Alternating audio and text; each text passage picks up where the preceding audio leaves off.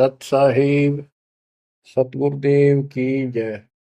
बंदी छोड़ कबीर साहिब जी की जय। बंदी छोड़ गरीबदास जी महाराज जी की जय। स्वामी राम देवानंद जी गुरु महाराज जी की जय हो।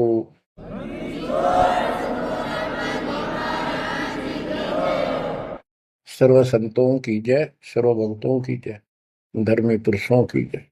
श्री काशी धाम की जय, श्री सुडानी धाम की जय, श्री क्रोथा धाम की जय, श्री बरवाड़ा धाम की जय।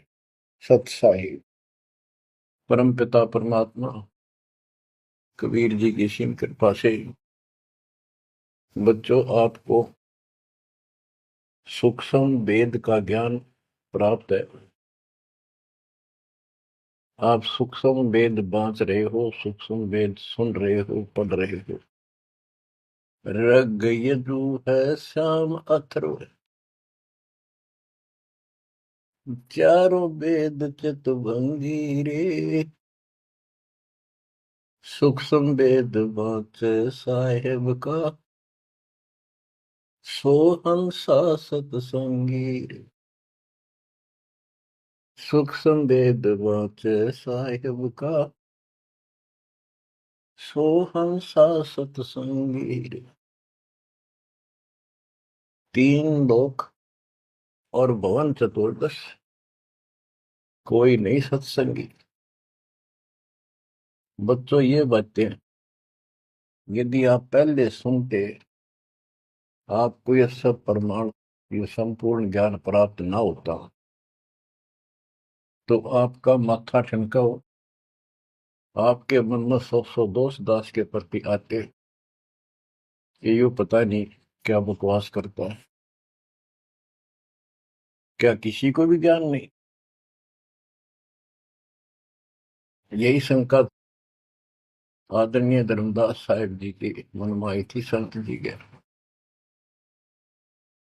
कि भाई ये चंदा बाबा ऐसी बातें बता रहा है तो कोई ना कोई हमारे हिंदू धर्म में भी इन बातों को जानने वाला उससे मिलेगा, क्योंकि शास्त्र हमारे। उसके बाद वो अपने गुरु जी के पास गया। गुरु जी तो रूपदास जी ने कह दिया, भाई मैं जितनी जानू था बेटा, मैंने तेरे से कुछ नहीं छुपाया। जिस तरह के प्रश्न आप कर रहे हो इनका उत्तर मेरे पास नहीं है, और जिसने तुझे ये ज्ञान दिया है उसी के पास जा, उसी से समाधान पूछ। लेकिन धर्मदास के सामने यह बात खटक रही थी कि अनपढ़ आदमी, जिंदा बाबा, इसको ज्ञान कैसे हो गया ये? इसने भी तो किसी हमारे हिंदू से सुना होगा, और अवश्य कोई संत, मंडलेश्वर, कोई पीठाधीश इसका जानकार पाओगा। अब सब जगह जितने भी सुप्रसिद्ध या वैसे छोटे मोटे भी संत हिंदू धर्म के उस टाइम प्रवक्ता थे, सत्संग सुनाया करते थे, सबसे मिला और जाते ही 10-20 रुपए रख दे। ये खासकर इन संतों के अंदर जो भेंट ज्यादा दे, दक्षिणा ज्यादा दे, उसको ज्यादा महत्व देते हैं। इस बात की धर्मदास जी को भी खूब पता था कि ये तभी प्रसन्न होकर मुझे कुछ राह बताएंगे। जाते 5-10 रुपए तरह, क्योंकि उसमें 5-10 रुपए आज के 5 लाख के बराबर थे। वहां तो एक पैसा भारी होता था उस समय। सबसे प्रसन्न कर लिए, किसी के पास इस तरह बात नहीं थी। श्री कृष्ण विष्णु भगवान है, सारी सृष्टि के रचनहार हैं, इनके कोई माता पिता नहीं, ये आपो आप है, स्वर्ग से ऊपर कोई स्थान नहीं। आखिर में हार के, थक के और कति बुरी तरह रोए कि अब के बने। परमात्मा फिर भी उसको, जब वो धक्के खा के आ रहा था, एक अन्य हिंदू साधु के रूप में एक पेड़ के नीचे बैठ गया, नदी के किनारे। 5-7 भगत और बैठे थे उसके पास। जिज्ञासु वैसे ही बाबा भी चलता फिरता था। धर्मदास जी के रास्ता उसके साथ से था, उसने सोचा चल आगे, आगे चल। इसे मंडलेश्वरों के पास घूमे। साधु का रूप दाता ने बड़ा रखा था। फिर मालिक की प्रेरणा अपने बच्चे को लेना था सर। उसी समय प्रेरणा हुई कि काफी देर से चल रहा हूँ, विश्राम भी करना है, यही कर लेता हूँ और इसकी तलाशी भी ले लेता हूँ। वहां बैठ गया जाकर और बैठे थे, इतना तो बोलना कोई नहीं। वो दूसरे उठ कर चले गए। जब एकला रह गया, परमात्मा बोले, धर्मदास खोज लिया तत्व ज्ञान, मुझे बता दे कि मिला होता कितना। आंखें फटी की फटी रह गिर, मालिक उसी समय उसी रूप में आ गए। बच्चों, इस नरक से निकालने के लिए उस मालिक ने अपने एक बच्चे के लिए कितना कुछ करना पड़ा, कितने खाड़े कर दिए। वहां से शुरुआत करनी थी अपने कलयुग की भक्ति की। और वो अच्छी आत्मा थे, भगवान के बच्चे थे, पूर्व जन्म के संस्कारी मालिक के थे। जैसे सम्मन था, सम्मन ने कितनी कुर्बानी दी थी, बेटा काट दिया मालिक के नाम पर। अब उसके लिए खाड़े करे थे परमात्मा ने, कहाँ कहाँ कैसे बंदी बने, कोड़े खाए, उसकी सेल बिस्तर बिछाए। किसी जन्म का ये धर्मदास जी भी ऐसे ही कुर्बान आत्मा था, लेकिन ये ठीक से टिके नहीं क्योंकि ज्ञान संपूर्ण नहीं था। इसलिए मालिक उसके लिए फिर वहां बैठ के जाकर धर्मदास जी परमात्मा के चरणों में गिर के अपनी ढीठता, अपने अविश्वास, अज्ञानता का बहुत पश्चाताप किया। हे मालिक, आप सत्य, आपका ज्ञान सत्य, आपका समाधान सत्य। परमात्मा बोले, ये प्रेरणा मैंने की थी तेरे अंदर। काल का बेटा बहुत लंबा जुगाड़ है, बहुत लंबा षड्यंत्र है। पाया किसी के पास ये ज्ञान, हे महाराज, ज्ञान के वो तो गंध भरा, काम करो सारा सड़ रहे हैं। तो बच्चों, अब आपको दास बताना चाहता है परमात्मा की महिमा और सूक्ष्म वेद वाला ज्ञान संत गरीबदास जी को प्राप्त हुआ परमेश्वर से। उनके सतगुरु और भगवान स्वयं कबीर साहब थे, जिनका गुरु भगवान और ज्ञान एक नंबर का। तो उस पर हमने विश्वास करना चाहिए, लेकिन विश्वास करने के लिए कुछ आधार होता है। हिंदू धर्म के लिए गीता और वेद, 18 पुराण, ये आधार है कि ये अध्यात्म के मूल ग्रंथ है। उन मूल ग्रंथों से आपको परमात्मा की वाणी सिद्ध कर दी। ऋग यजु है साम अथर्व,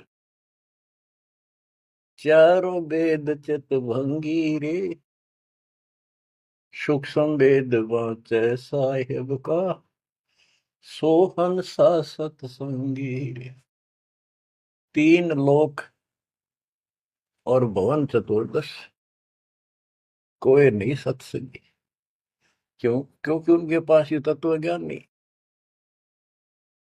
बच्चों, यजुर्वेद अध्याय 40 मंत्र 10 में यही कहा है, कोई तो भगवान को साकार कहता है, रामकृष्ण रूप में, अवतार रूप में आने वाला। अन्य कहते हैं वो कभी साकार होता ही नहीं, वो तो निराकार है। परमात्मा साकार है या निराकार है, किस स्थिति में आता है, वो कैसे लीला करता है, इसकी जानकारी किस तत्वदर्शी संतों से पूछो। गीता अध्याय 4 श्लोक 34 में और 32 में स्पष्ट भी कर दिया कि जो तत्व ज्ञान होता है वो परमात्मा अपने मुख कमल से आकर बोलता है। ऋग्वेद मंडल नंबर 9 सूक्त 94 और मंत्र नंबर 2 में कहा कि वो परमात्मा कवियों की तरह आचरण करता हुआ घूमता फिरता है। ऋग्वेद मंडल नंबर 9 सूक्त नंबर 95 के मंत्र नंबर 1 में परमात्मा भक्ति की प्रेरणा अपने मुख कमल से वाणी बोल के करता है और भक्ति के मूल मंत्रों का गूढ़ रहस्यों का जानकारी का ज्ञान वही बताता है। गीता अध्याय 4 श्लोक 34 में कहा कि उस तत्व ज्ञान को जो स्वयं मालिक बोलता है कवियों की तरह काव्यान चौपाइयों में श्लोकों में और शब्दों के माध्यम से वो तत्व ज्ञान है, उसको किसी तत्वदर्शी संत से पूछो। बच्चों, न वेदों में तत्व ज्ञान, गीता वेदों का सारांश है, उसी का छोटा रूप है। तो इनको ज्ञान, इनमें ज्ञान नहीं है, वो तत्वदर्शी संत से पूछो। वो तत्वदर्शी संत की पहचान श्रीमद् भगवत गीता अध्याय नंबर 15 श्लोक 1 में बताया है कि ऊपर को मूल, ये तो मूल मालिक सारी सृष्टि का रचने वाला समझो, संसार रूपी वृक्ष है जिसकी ऊपर को जड़ है और नीचे को 3 गुण रूपी शाखा है। इसके सभी विभागों को जो बता देगा स वेदविद, वो वेद के तात्पर्य को ठीक से जानने वाला है, यानी वो तत्वदर्शी संत है। धर्मदास जी और गरीबदास जी के सतगुरु ने बताया, कबीर अक्सर पुरुष एक पेड़ जो जमीन से बाहर दिखाई देता उसको पेड़ बोलते, पेड़ा, तना। गरीब अक्सर पुरुष एक पेड़ है, निरंजन व कीटार और तीनों देवा शाखा है, ये पातुल संसार। फिर तपस कर दिया कबीर, एक के साध्य सब सदन, सब साध्य सब जा, माली सींचे मूल को, फल फूल अगा। सभी पार्ट्स ऑफ द ट्री, वृक्ष के सभी विभाग बता दिए कि तना अक्षर पुरुष है, डार ये क्षर पुरुष है, क्षर पुरुष, और तीनों देवारद गुण ब्रह्मा सत्पुरुष विष्णु गुण शिव जी रूपी शाखाएं और पात रूप संसार। तो बच्चों, फिर साथ में ये समाधान भी कर दिया कि एक का साध्य सब सदन, यानी मूल को पूजो, उसको इष्ट रूप में मानो, उसके बाद अपने अनुष्ठान करो, साधना करो। जो आपको प्रथम मंत्र दिया जाता है इसमें प्रथम और लास्ट वाले मंत्र को छोड़कर सारे इन्हीं शाखाओं वाले मंत्र है। और गीता अध्याय 3 श्लोक 10 से लेकर 15 तक ये स्पष्ट किया है कि शास्त्र अनुकूल धार्मिक अनुष्ठान यज्ञ करने से वो सही भक्ति मानी जाती है। इन यज्ञों के द्वारा इन देवताओं को बढ़ाओ, ये यज्ञ से बढ़े हुए देवता तुम्हें बिना मांगे ही सब कुछ देते रहेंगे। और उस परम अक्षर पूर्ण परमात्मा को इष्ट रूप में प्रतिष्ठित करके फिर सारे धार्मिक अनुष्ठान करो।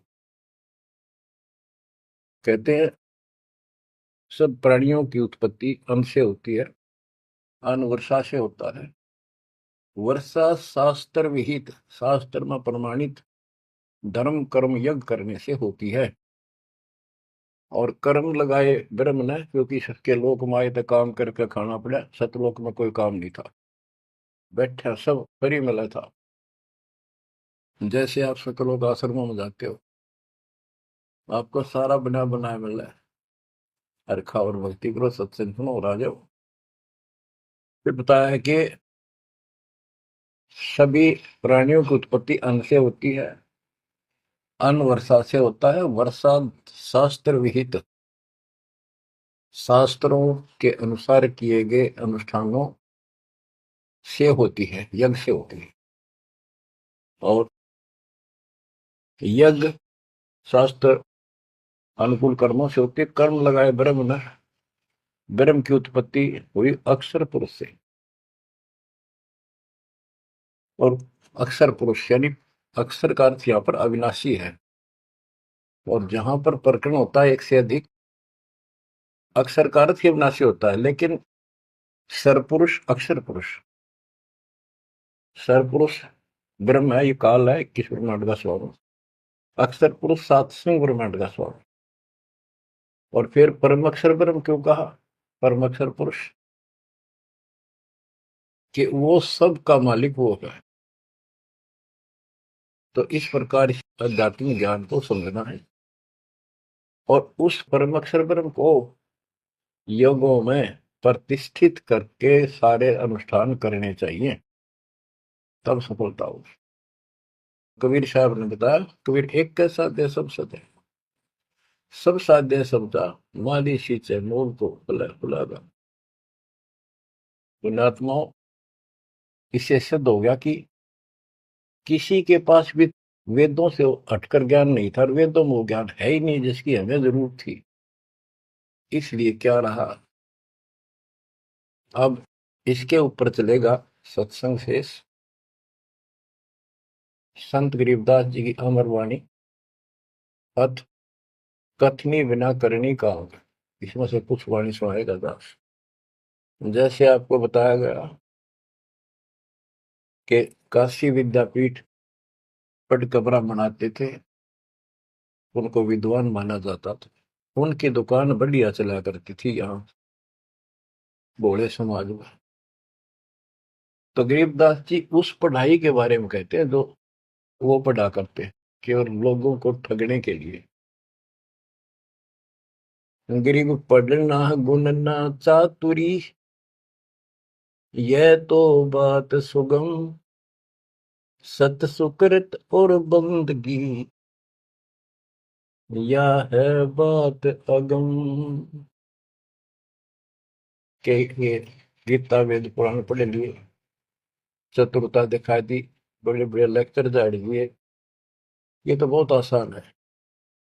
लेकिन सत सुकृत, सच्ची भक्ति, सच्चे अच्छे कर्म, और भक्ति, सच्ची भक्ति, बंदगी, प्रणाम, बंदगी के अंदर वजह सारा कुछ आ जाता, भक्ति भी आ जाती है, मंत्र भी आ जाते हैं, प्रणाम भी आता।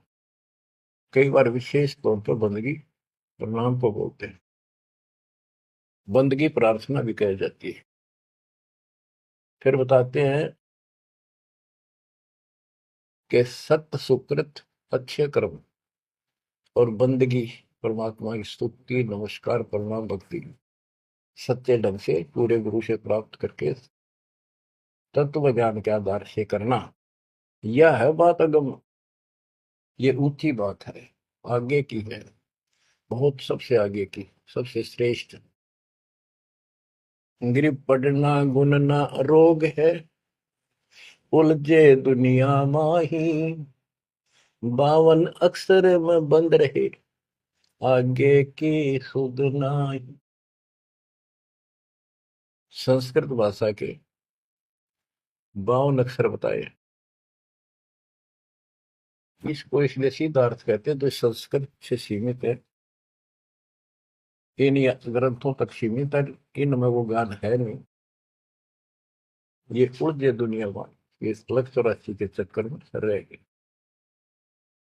गरीब पढ़े गुणे पावे नहीं, अनपढ़ने से न्यार, अकोचर छंद है, कैसे पावे पार।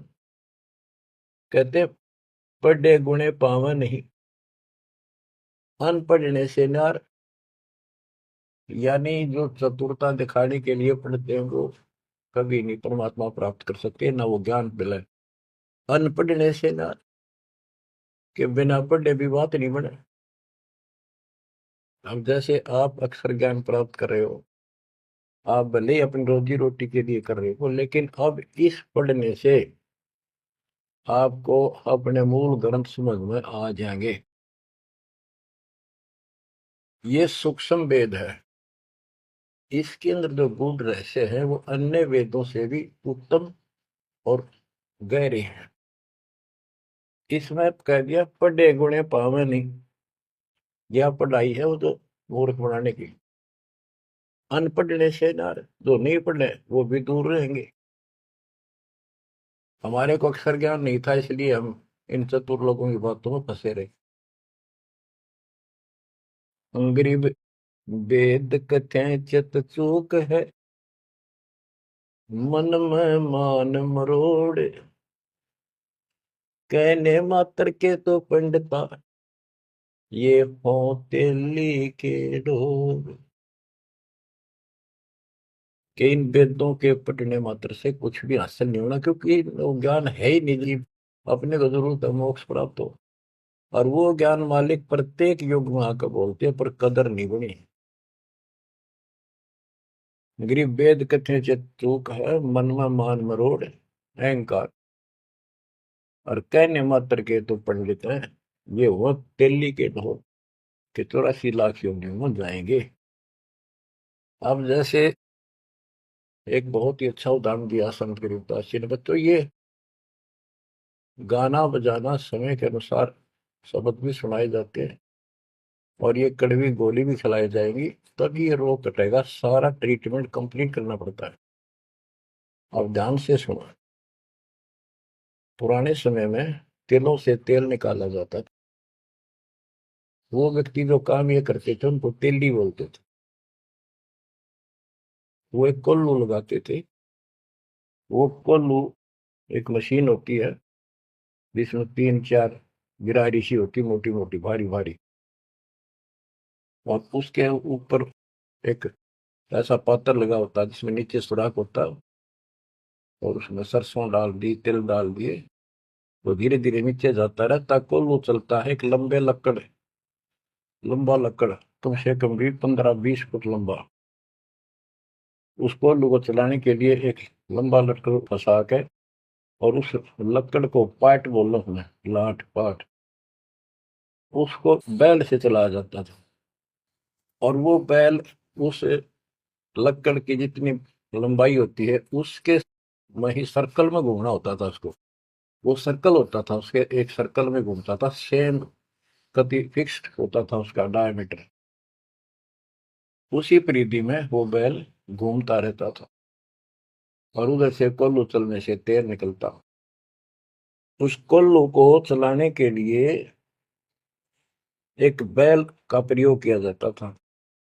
वो उस लकड़ लंबे लठ, 15 20 फुट 25 फुट लंबे लठ के एंड पे लास्ट में एक कुंडा डाल कर उसमें रस्सा बांध कर, और उस बैल के दोनों तरफ कंधे से बांध दिए जाते थे रस्से, और उसको चलाया जाता था। तब वो कोल्लू घूमता था, और उसमें डाले हुए सरसों या तिल, उनका तेल निकलकर बाहर आता था। वो तेली कहलाता था, और उसको खींचने वाला तेली का बैल का है।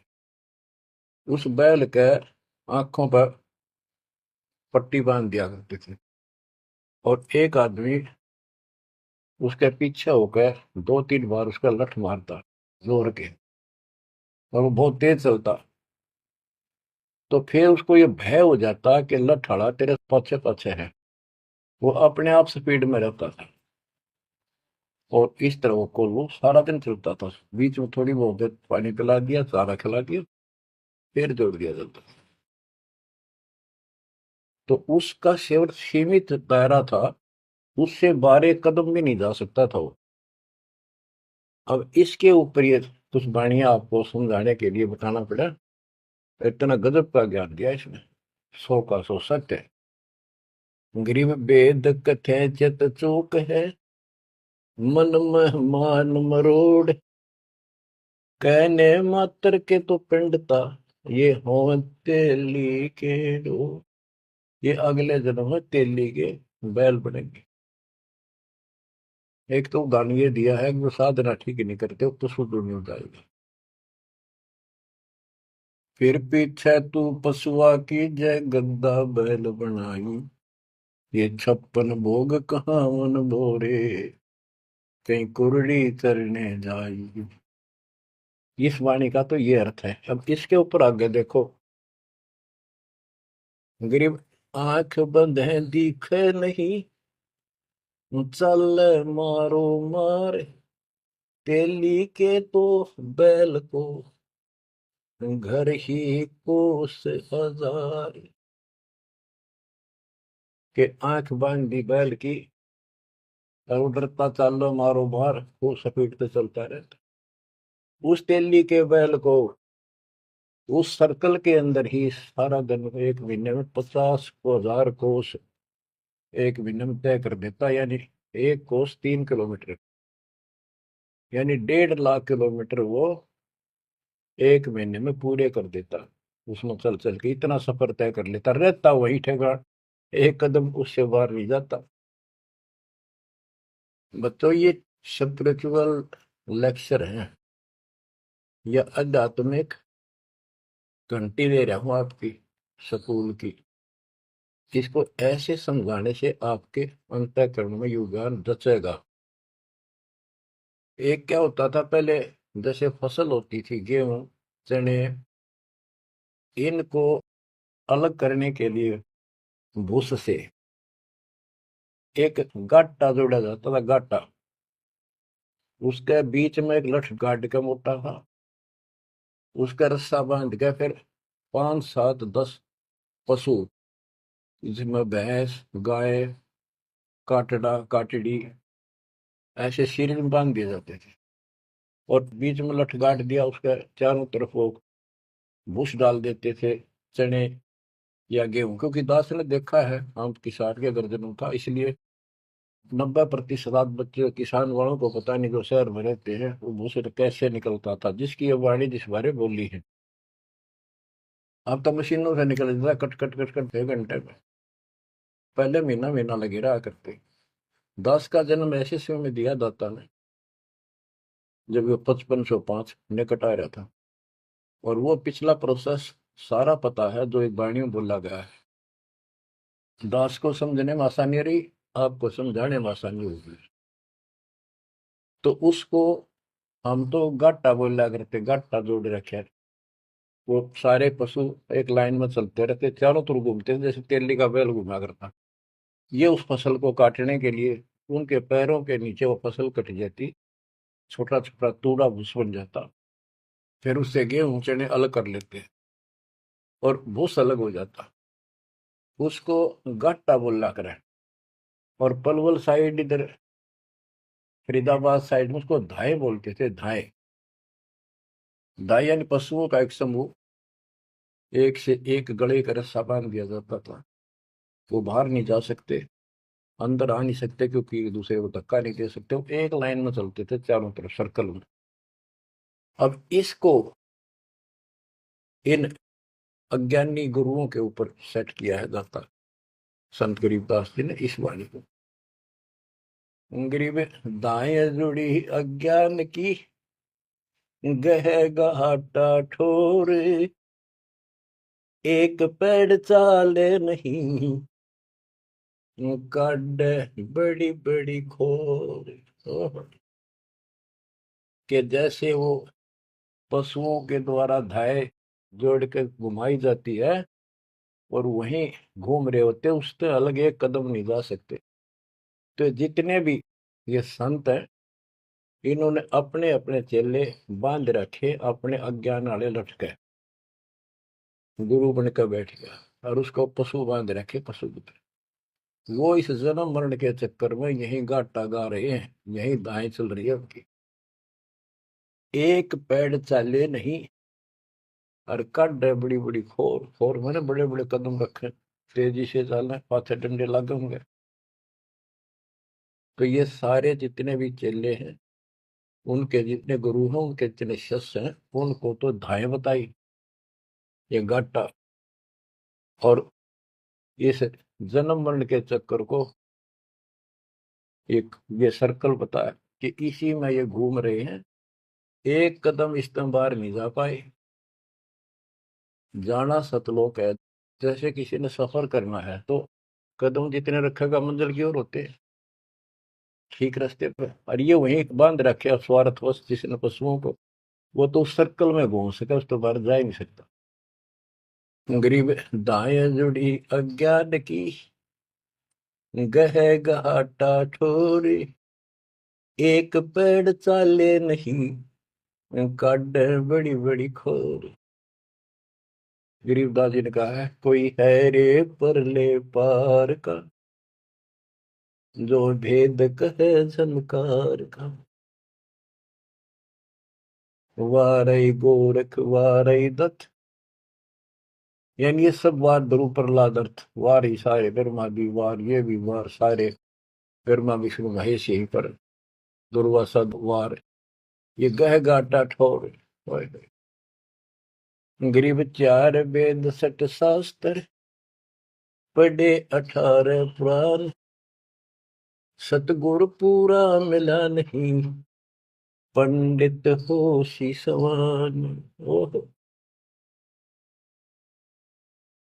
कबीर साहब कहते हैं, गुरु बिन काहू न पाया ज्ञाना, जो तो था वो छड़े किसाना। गुरु बिन वेद पढ़े जो प्राणी, समझ अनुसार रहे ज्ञानी।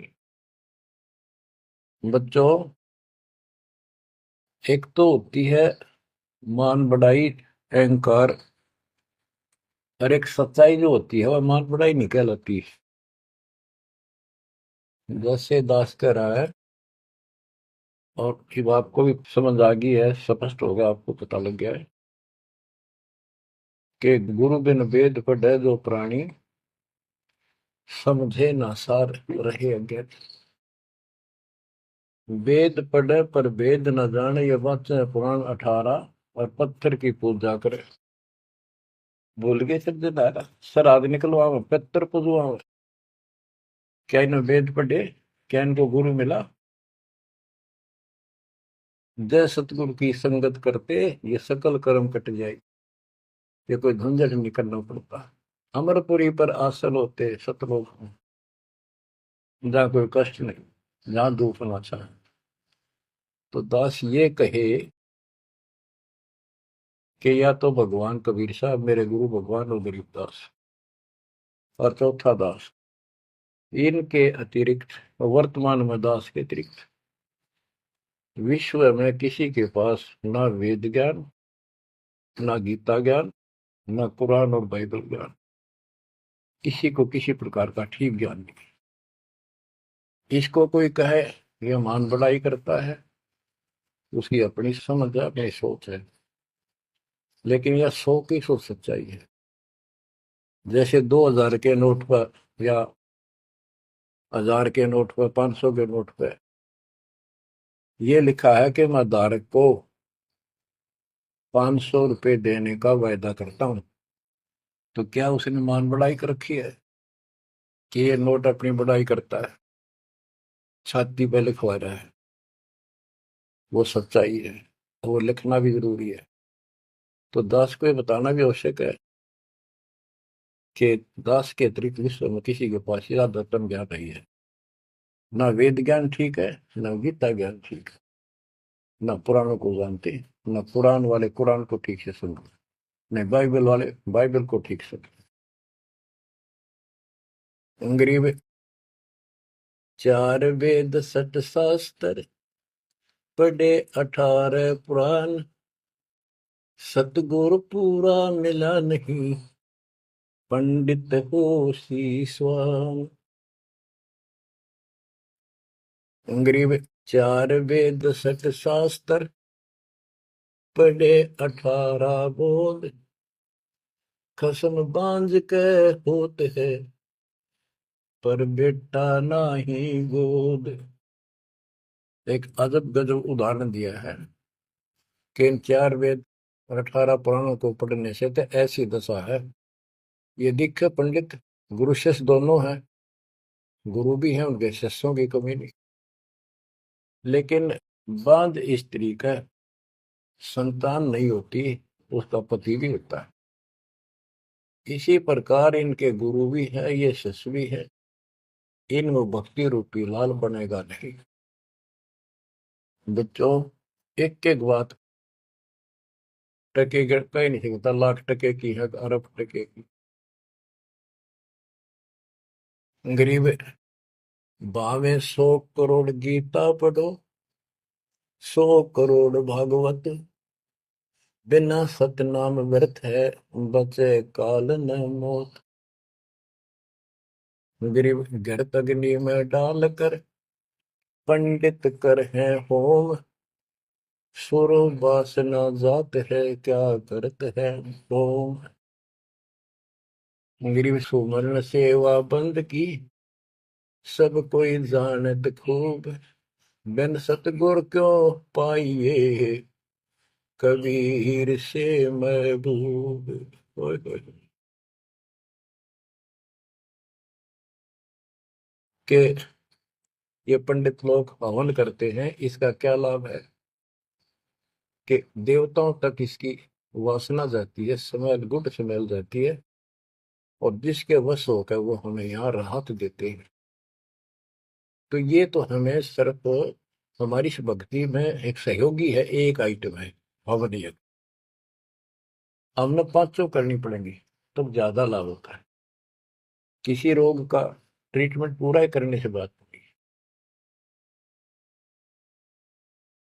गरीब सुमन सेवा बंदगी, सब कोई जानत खूब, अब भक्ति भी करनी चाहिए, सुमन भी करना चाहिए। पर कहते बिन सतगुरु क्यों पाइए, ओए, सतगुरु के बिना कैसे मिलेगा वो कबीर से महबूब। वो भगवान कबीर से ऐसे प्रिया, तुम फिर ये भगवान हमारे कैसे पाओगे। ये दूसरे संत बनावटी इतने गजब के हो जाएंगे, क्या बात। सिर पर उस्तरा करा लिया, माथे पर 3 तिलक, माला 4-5 डाल ली, लाल भगवा वस्त्र धारण कर लिए, और बैठ जाते हैं कतिया करके। गरीबदास जी कहते हैं, गरीब कोरा कलश कुम्हार का, ऊपर चित्र अनूप, वस्तु नीति समझ है जैसे जलवन को। ऊपर तो ढूंढा साध का, अंतर रख्या खो। ऊपर तो साधु दिखे गजब का, बनावटी सी जबरदस्त जबरदस्त, जैसे कुम्हार का, यानी कोरा कलश कुम्हार से लाए, उसका ऊपर कितनी अच्छी चित्रकारी होती है, और उसमें जल है, नीचे चट है उस चित्रकारी में। ऊपर का दिखा क्रमिया जो संत ऐसा है जिसके पास यथार्थ ज्ञान नहीं है, वो तो ऐसा है जैसे कोरा कलश कुम्हार का, ऊपर चित्र अनूप, वस्तु नीतिस्मद है, जिसके लिए लाए तो जल है नहीं मीठा। और जैसे जल बिन कुआं, जैसे कुआ बिना पानी का के काम। गिरि पांचों मुद्रा पिंड में, आग बुजुर शरीर, 52 गंग है, खेवट जहां कबीर। कहते ये शरीर, स्थूल शरीर में 5 मुद्रा है, उनमनी खेचरी भूतरी चाचरी आदि, और इससे आगे बदर शरीर है, सूक्ष्म शरीर और है। कहते उससे पार करने के लिए सतगुरु कबीर साहब का सच्चा गुरु मिलेगा जो बात बनेगी। गरीब नाम सार है निर्मला, सार नाम ये निर्मल है, पाक नूर निर्वाण, दास गरीब कबीर को भक्ति दी है दान। बच्चों, ये अमृत वचन है, बहुत गूढ़ और गहरे है, और आपके लिए जैसे गीता उंगलियां पर उठवा दी, वेदों का सार निकाल के आपके समझ रख दिया। छोटे छोटे बच्चे समझ रहे इस बात को, जो तीसरी चौथी कक्षा में पढ़ रहे, और जो इन काशी विद्यापीठ में पढ़ने वालों के आज तक समझ नहीं आई। तो who is Guru, who is सतगुरु, और हु इज गॉड, ये आप अच्छी तरह समझ चुके हो बच्चों। परमात्मा आपको इतना दृढ़ कर दे जैसे सम्मन की ओर से उठे, आप इतने दृढ़ हो जाओ, गरीब महिमा की जय संत की, तन मन धन सब दे, सिर मांगे टाला नहीं, मोर ध्वज लग ले। यानी ऐसी परिस्थिति परमात्मा के प्रति, किसी परिस्थिति ऐसी आ जाती है तो मालिक से दूर नहीं हो, कितनी ही कठिन परिस्थितियों से गुजरना पड़े। आज हम थोड़े से कष्ट को देखकर भगवान से दूर हो गए, फिर अगले जन्म में क्या होगा, फिर पीछे तू पशुआ की जय गद्दा बैल बनाई, ये 56 भोग कहाँ मन बोरे, कहीं कुरड़ी तरने जाई। आज कोई ना कोई बहाना काल कर देगा सत्संग से उठने का, आलस कर देगा, कोई काम अड़ा देगा, या वैसे आत्मा किसी पाप के कारण रोगी हो जाती है तो अरुचि बन जाती है सत्संग सुनने में या सुमरण करने में, दान की इच्छा समाप्त होती चली जाती है, सेवा में रुचि नहीं रहती। तो उस समय के लिए ये याद रखो, आज हम मानव हैं, अपनी मर्जी से कितने आलस कर लें और कितने भगवान से दूर हो जाए, स्वतंत्र है। और कल को गधे बन गए, बैल बन गए, नाक में नाथ गल जाएगी, या 2.5 मन का कमर के ऊपर एक थैला होगा गधे के, तो आलस तो उसमें भी होगा। मन तो यही है। कई कहते हैं मेरे से नहीं होती सेवा, चलो कोई बात नहीं, सेवा तो करनी चाहिए, सेवा से दूर नहीं होना चाहिए। तो मन तो वहां भी दुखी करेगा, गधा अपने पास से भी सोचेगा कोई कि पटक दूं बोरे ने, घेर दूं, डाल दूं। एक आदमी पर गधा ऐसा भी कर देता है, फिर उस पर ज्यादा भार लादा जाता है और लठ भी पड़ते हैं, फिर वो सीधा चलता है। इसलिए इस मन पापी को आत्मा यही समझा छोड़ डाले, दाता से दूर ना हो। इस संसार में सुख नाम की चीज नहीं है। यदि सुख होगा, या जो नकली सुख भी अगर चाहिए तुम्हें यहाँ का, तो भी दाता के चरणों में मिलेगा, रहोगे तो मिलेगा। इससे दूर होकर कुछ दिन जब ये समय आप भक्ति कर चुके हो, सच्ची मर्यादा में रह गए, वो आपकी बैटरी सी चार्ज होगी जैसे इन्वर्टर की हो जाती है, और फिर चार्जर हट गया, वो बैटरी फिर भी काम करती रहेगी और ऐसा लगेगा कि बिल्कुल सब कुछ ठीक ठाक है, कोई फर्क नहीं पड़ा, चार्जर भी हटा दिया। जब तक वो संग्रह शक्ति है, एनर्जी है बैटरी में, वो काम पूरा करेगी। जब वो एनर्जी खत्म हो जाएगी, आगे संग्रह हो नहीं रही, तो एकदम ही वो सब सुविधा बंद हो जाएगी, पंखा भी बंद, बल्ब भी बंद, और भी कार्य कर रहे होंगे, कंप्यूटर भी बंद, फिर बहुत देर हो चुकी होगी। इसलिए इन सब बातों को ध्यान रखो, याद रखो। मुश्किल से दाव लगा 7.5 अरब आबादी में से आप ये थोड़ी सी आत्मा परमात्मा की शरण प्राप्त कर पाए हो। तो बच्चों, परमात्मा आपको मोक्ष दे, अपने चरणों में रखे, आपकी तरफ बढ़े, कुर्बान हो जाओ, सत्संग सुना करो ढंग से। देख परमात्मा ने कहां से कृपा कर रखी है। आँख खोल लो ना, जो फूक निकली, और कोई नहीं पूछेगा, धक्के फतेह करो, तेरा कुत्ते को देखेंगे। परमात्मा साथ इसलिए होगा कि हमारे और कामों में विशद करेगा। इसलिए मालिक पर ज्यादा ध्यान दो, काम करो, काम न को मना करे, उस काम में बरकत भी अब मिलेगी। दाता आपको मोक्ष दे, सदा सुखी रखे, सत्साई।